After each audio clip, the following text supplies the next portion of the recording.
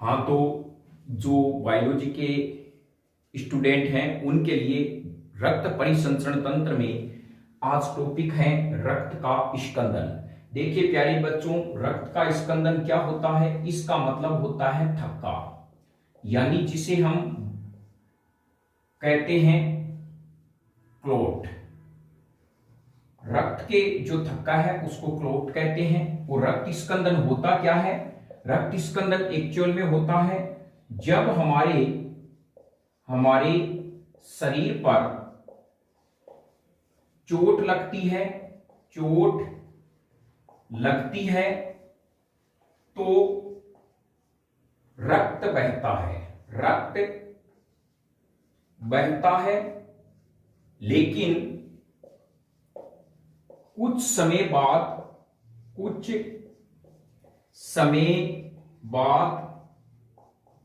रक्त जमने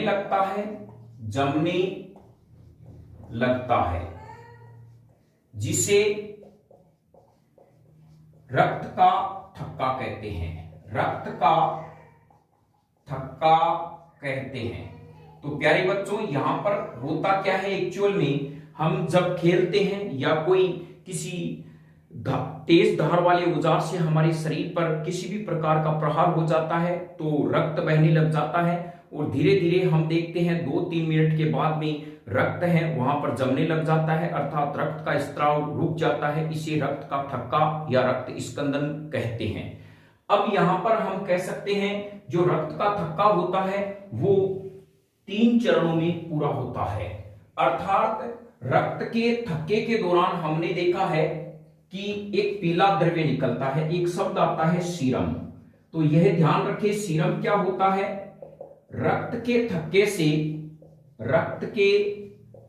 से निकलने वाला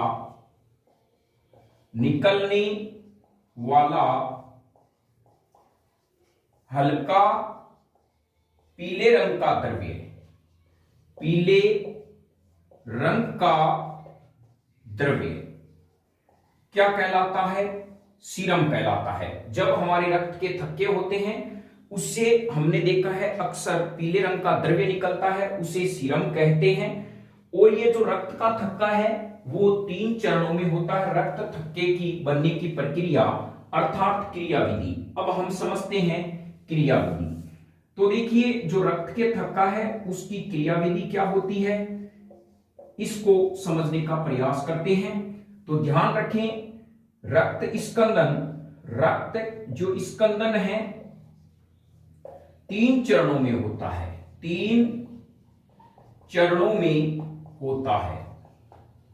अब ये 3 चरण कौन से हैं वो हम जानेंगे। सबसे पहले जो होता है वो प्रथम चरण, इसे हम कह सकते हैं प्रथम जो चरण है।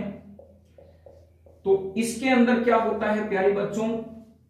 थ्रोम्बिनेज एंजाइम का निर्माण होता है, अर्थात हम कह सकते हैं इस प्रथम चरण के अंदर थ्रोम्बिनेज एंजाइम बनता है। क्या बनता है? थ्रोम्बिनेज एंजाइम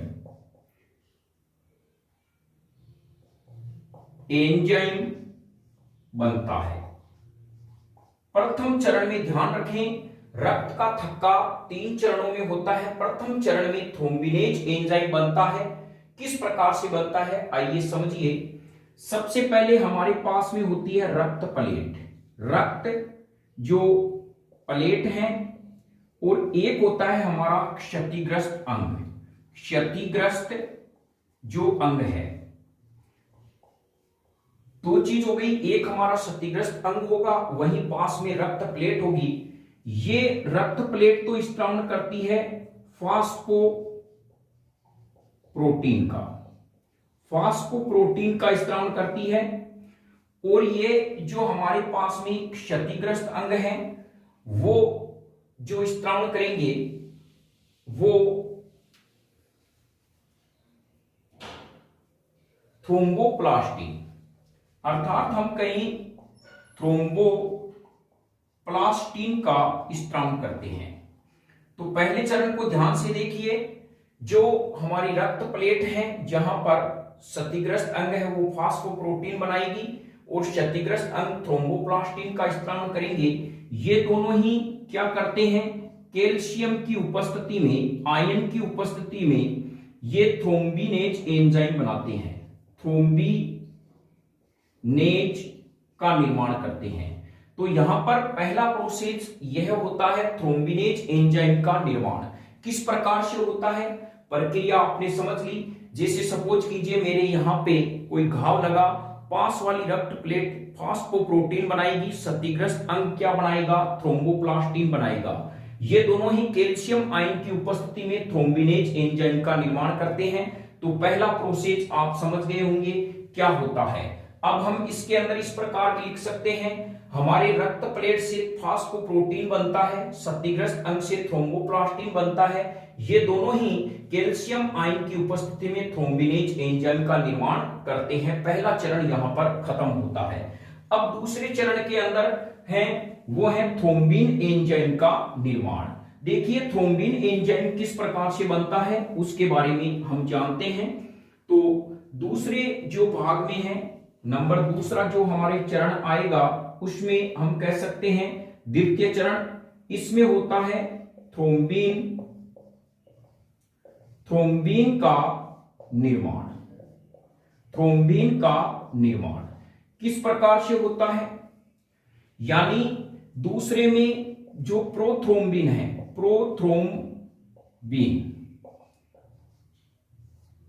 प्रोथ्रोम्बिन है वो क्या करेगा, जो थ्रोम्बिनेज एंजाइम बनाता, थ्रोम्बिनेज एंजाइम ये क्या करता है, प्रोथ्रोम्बिन को थ्रोम्बिन में बदलता है, थ्रोम्बिन में बदलता है। तो यहां पर आप समझ गए कि दूसरे चरण में प्रोथ्रोम्बिन जो एंजाइम है ये होता है यानी निष्क्रिय होता है। इसको किस में बदला जाता है, सक्रिय प्रोथ्रोम्बिन में बदला जाता है। तो ध्यान रखें, जैसे हमें पेप्सिनोजन होता है उसको पेप्सिन में बदला जाता है, इसी प्रकार प्रोथ्रोम्बिन को थ्रोम्बिन में बदला जाता है थ्रोम्बिनेज एंजाइम के द्वारा। अब यहां पर ये जो थ्रोम्बिन है इसका काम क्या है, थ्रोम्बिन एक्चुअल में क्या काम करता है, थ्रोम्बिन है यह हिपेरिन के स्त्रावण को रोकता है, हिपेरिन के स्त्रावण को रोकता है। सबसे पहले जैसे ही थ्रोम्बिन बनता है यह क्या करेगा, हिपेरिन के स्त्रावण को रोकता है। प्यारे बच्चों हिपेरिन क्या होता है इसको आप अलग से यानी पॉइंट में भी डाल सकते हैं। हिपेरिन हमारी रक्त नलिकाओं में रक्त स्कंदन को नहीं होने देता, अर्थात रक्त का थक्का नहीं जमने देता। तो हिपेरिन होता क्या है, बहुत ही महत्वपूर्ण प्रश्न है। तो हम कह सकते हैं यह रक्त प्रतिस्कंद पदार्थ है, स्कंदन पदार्थ है जो रक्त नलिका में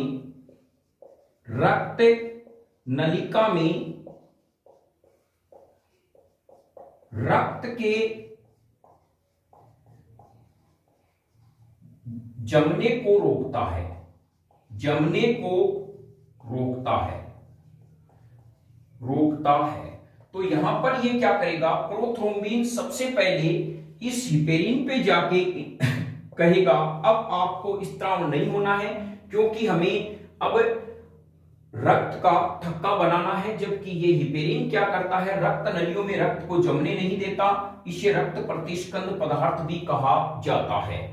अब आगे क्या होता है, एक नोट हम भी डाल सकते हैं, प्रोथ्रोम्बिन और हिपेरिन का स्त्रावण यकृत से होता है, जिसके लिए विटामिन B12 की आवश्यक यानी विटामिन K की आवश्यकता होती है।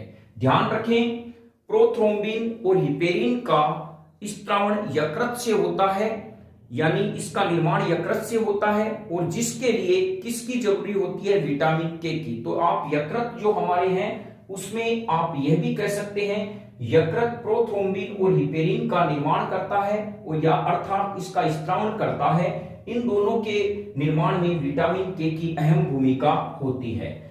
और रक्त के थक्के जमाने में कौन सा आयन उत्तरदायी है? Calcium ion. अब नेक्स्ट जो अंतिम प्रोसेस होता है वो क्या है? फाइब्रिन का निर्माण।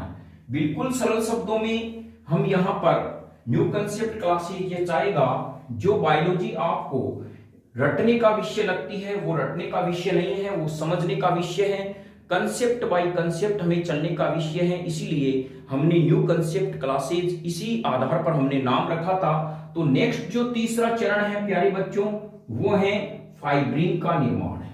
फाइब्रिन का निर्माण। अब देखिए फाइब्रिन का निर्माण कैसे होता है। फाइब्रिन के निर्माण में हम कह सकते हैं जो फाइब्रिनोजन होता है, फाइब्रिनोजन, ये क्या करता है? फाइब्रिनोजन ये प्लाज्मा में घुलनशील प्रोटीन यह प्रोटीन होता है। इस फाइब्रिनोजन को जो थ्रोम्बिन है, अभी जो थ्रोम्बिन बना था ये थ्रोम्बिन क्या करता है? फाइब्रिन में बदलता है। तो यहां पर आप समझ गए होंगे ये फाइब्रिन क्या होता है? अघुलनशील प्रोटीन है, अघुलनशील प्रोटीन है। तो हम इसको इस प्रकार से भी लिख सकते हैं। तो यहां ध्यान रखें, यह चीज बॉक्स में बनाते हुए जरूर लिखें। फाइब्रिन का निर्माण में हम लिख सकते हैं कि फाइब्रिनोजन जो प्लाज्मा में अघुलनशील प्रोटीन है उसको थ्रोम्बिन फाइब्रिन यानी अघुलनशील प्रोटीन में बदल देता है। और इसके बाद में क्या होता है? यह फाइब्रिन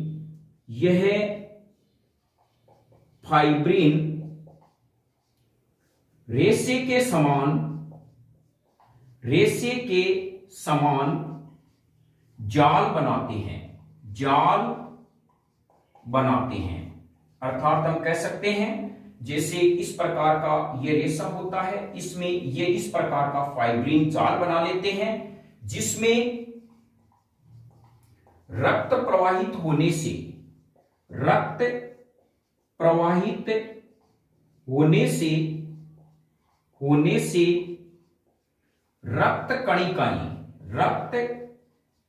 कणिकाएं इसमें फंस जाती है और रक्त का थक्का बनता है। कितना सरल था यह प्रोसेस। इस प्रकार से यह रक्त के थक्के का निर्माण होता है प्यारे बच्चों।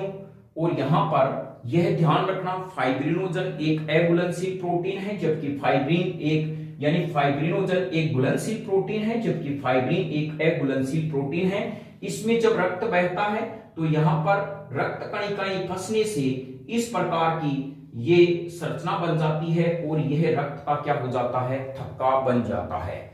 और कैस्कड ने यानी रक्त के थक्के के बनाने के लिए जो वाद है या परिकल्पना है, अब हम इसको समझते हैं। पहले जो पॉइंट नोट है उसको महत्वपूर्ण बिंदु को लिख लेते हैं। जो आरपीएससी सेकंड ग्रेड की तैयारी कर रहे हैं उनको मैं पहले भी कह रहा हूं कि पेपर बहुत ही टफ और डीपली प्रश्न आते हैं। याद रखें कि रक्त का थक्का है, इस प्रकार की परिभाषाएं डायरेक्ट नहीं आती हैं, इनमें फैक्ट पूछे जाते हैं और कौन सा वाद मान्य था, कितने कारक थे वे समझे जाते हैं। क्योंकि मैंने भी 2018 की भर्ती आरपीएससी में 76वीं रैंक प्राप्त की थी बायो से।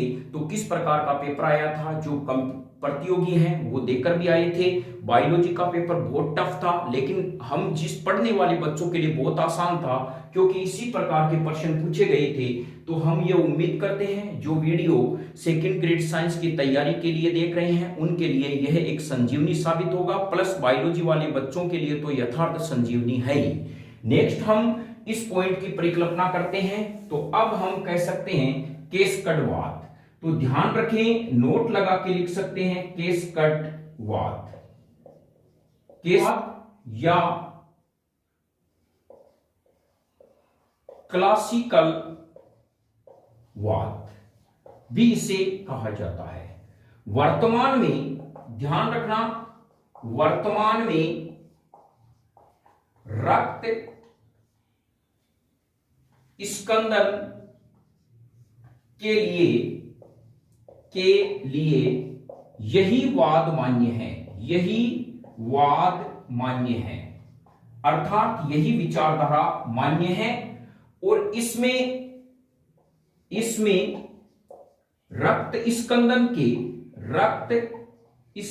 के 13 कारक हैं, 13 कारक हैं। यह महत्वपूर्ण है। कस्केडवाद में कुल कितने कारक हैं, और यह वाद किसने दिया था? मैकफर्नेल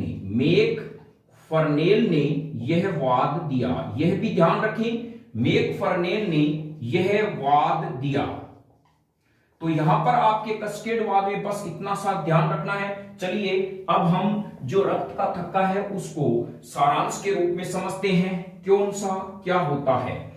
तो यहां पर सबसे पहले मान लीजिए यह हमारे पास में क्या है, रक्त जो है प्लेटलेट हैं इसको, और यहां पर हमारे पास में मान लीजिए यह क्षतिग्रस्त अंग है। यह प्लेटलेट प्यारे बच्चों क्या बनाएगी? यह बनाएगी फास्फोप्रोटीन का स्त्रावन करती है, और यह थ्रोम्बोप्लास्टिन बनाएगी। और यहां पर अब ये दोनों ही क्या करते हैं? कैल्शियम आयन की उपस्थिति में थ्रोम्बिनेज एंजाइम का निर्माण करते हैं। थ्रोम्बिनेज एंजाइम, ये थ्रोम्बिनेज एंजाइम एक्चुअल में करता क्या है? प्रोथ्रोम्बिन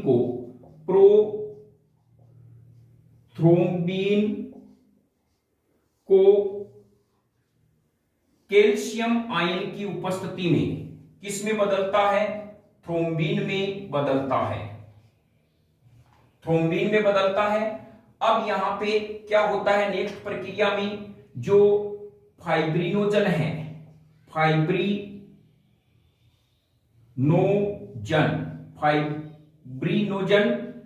इसको फाइब्रिन में बदलता है, ये थ्रोम्बिन में बदलता है। और यह फाइब्रिन में ये क्या होते हैं? जाल रूपी होते हैं, जिसमें रक्त कणिका फंस जाती है, और फिर क्या बनता है? रक्त का थक्का। तो प्यारे बच्चों बताइए, इसमें आपको मुझे नहीं लगता दिक्कत आनी चाहिए। सबसे पहले यह ध्यान रखना, सबसे पहले थ्रोम्बिनेज एंजाइम का निर्माण होगा। ये थ्रोम्बिनेज के बाद में प्रोथ्रोम्बिन बनेगा, प्रोथ्रोम्बिन के बाद में फाइब्रिन बनेगा। अब यहां पर जो पहला कंसेप्ट है, आप बिल्कुल एक बार सोचिए कि हमारी जो रक्त प्लेट है वो फास्फोप्रोटीन बनाती है, और हमारा जो क्षतिग्रस्त अंग है वो थ्रोम्बोप्लास्टिन बनाता है। क्या बनाता है? थ्रोम्बोप्लास्टिन। ये दोनों ही कैल्शियम की उपस्थिति में क्रिया करके क्या बनाते हैं? थ्रोम्बिजिनेज एंजाइम बनाते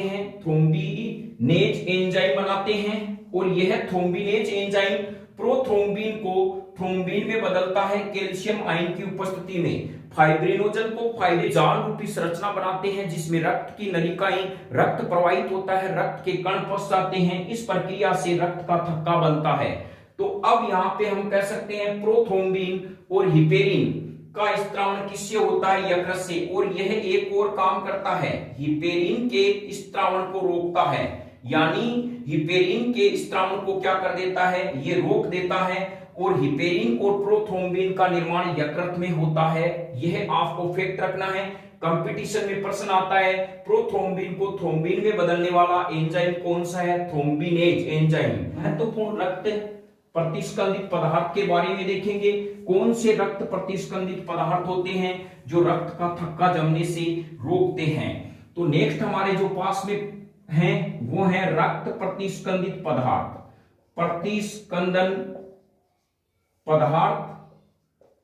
रक्त प्रतिस्कंदन पदार्थ के अंदर जब हम बात करें हिपेरिन, ये हिपेरिन होता है। ये क्या करता है? नंबर 1 रक्त नलिकाओं में रक्त के स्त्राव को क्या कर देता है, रोक देता है। फिर हम कहें इसका निर्माण किसमें होता है, यकृत में होता है। और यह ध्यान रखें, बहुत ही महत्वपूर्ण प्रश्न है, ये थ्रोम्बिन को किस में कन्वर्ट होने से रोकता है, थ्रोम्बिन में। थ्रोम्बिन में यह हिपेरिन क्या करता है, प्रोथ्रोम्बिन को थ्रोम्बिन में बदलने से रोकता है। जब प्रोथ्रोम्बिन थ्रोम्बिन में बदलेगा ही नहीं तो हम कह सकते हैं फाइब्रिनोजन फाइब्रिन में नहीं बदल पाएगा, जिससे रक्त का थक्का नहीं जमेगा। यह कई बार नीट के एग्जाम में भी आ चुका है और कंपटीशन में भी आ चुका है। हिपेरिन का काम क्या है, हिपेरिन प्रोथ्रोम्बिन को थ्रोम्बिन में बदलने से रोकता है, जिससे रक्त का थक्का नहीं जमता। फिर होता है यानी मस्कुटीन, यह किसमें पाया जाता है, मच्छर में। जो मच्छर होता है उसमें यह पाया जाता है। फिर होता है हीरुडीन, यह पाया जाता है जोंक में। ध्यान रखें, यह जोंक में पाया जाता है, यह मच्छर में। मच्छर की लार में जब मच्छर डंक मारता है तो हमारे शरीर में मस्कुटीन का स्त्राव कर देता है और हीरुडीन का स्त्राव जोक करते हैं, जिससे रक्त का ये जो हमारा लौंग होता है उसमें पाया जाता है, लौंग है उसमें पाया जाता है प्राकृतिक पदार्थ है जो पौधे से प्राप्त होता है। ये भी रक्त के थक्के को क्या करता है, रोकता है। तो हिपेरिन मस्कुटीन मच्छर में, हीरुडीन जोंक में और डाइक्यूमेरिन लौंग से प्राप्त होते हैं। इसके बाद में जो कृत्रिम पदार्थ हैं जिनको प्रयोगशाला में बनाया जाता है वो कौन से हैं, तो कृत्रिम पदार्थ के बारे में बात करें। कृत्रिम पदार्थ, जो कृत्रिम पदार्थ हैं वो प्यारे बच्चों होता है EDTA यानी एथिलीन डाइअमीन टेट्रा एसिटिक अम्ल।